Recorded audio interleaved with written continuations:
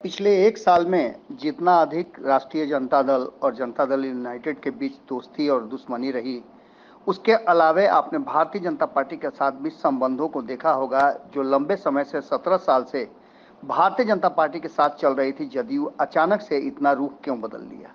इस रुख बदलने के पीछे कहा जाता है कि ललन सिंह का बड़ा योगदान है।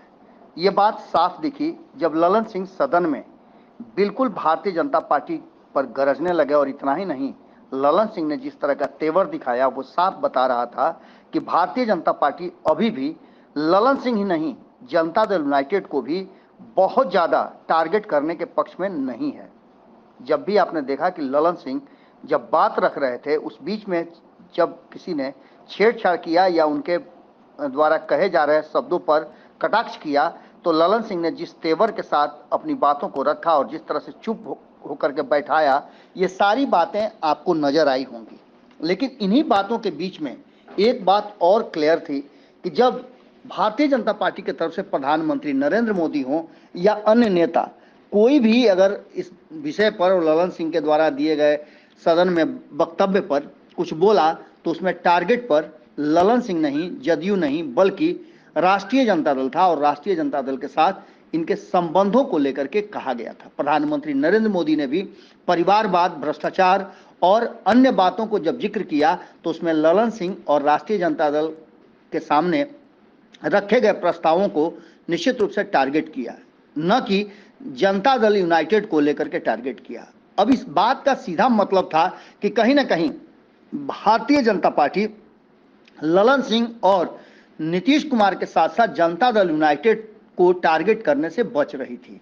सीधे तौर पे जनता दल यूनाइटेड की गलती सिर्फ इतनी निकाली जा रही थी कि वो राष्ट्रीय जनता दल के साथ साठगांठ करके बिहार में सरकार चला रही है। इन सारी बातों को लेकर के जब ललन सिंह पटना पहुंचे और जिस तेवर में उन्होंने सदन में अपना वक्तव्य दिया था, वो सबने देखा था, जिसकी सराहना भी की जा रही थी। तो वहीं ललन सिंह पटना पहुंचते ही प्रधानमंत्री नरेंद्र मोदी की मंशा क्या है और उनका भीतरिया राज क्या है, इसको लेकर के एक बड़ा खुलासा किया है। जैसा कि आप सभी जानते हैं और चर्चाएं भी चल रही हैं कि भारतीय जनता पार्टी अभी भी मोह नहीं छोड़ पाई है जनता दल यूनाइटेड और नीतीश कुमार के अलग होने का। आपको बता दें कि जो ललन सिंह ने कहा वो काफी दिलचस्प और चौंकाने वाला भी है।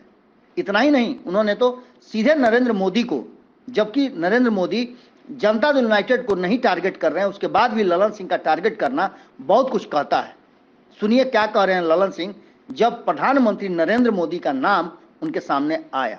का 3 दिन पहले बोले, अब नहीं बोल रहे। बोले तो थे कि 70,000 करोड़ के घोटाला महाराष्ट्र में हुए एनसीपी के नेता लोग के, आप तो नहीं बोल रहे।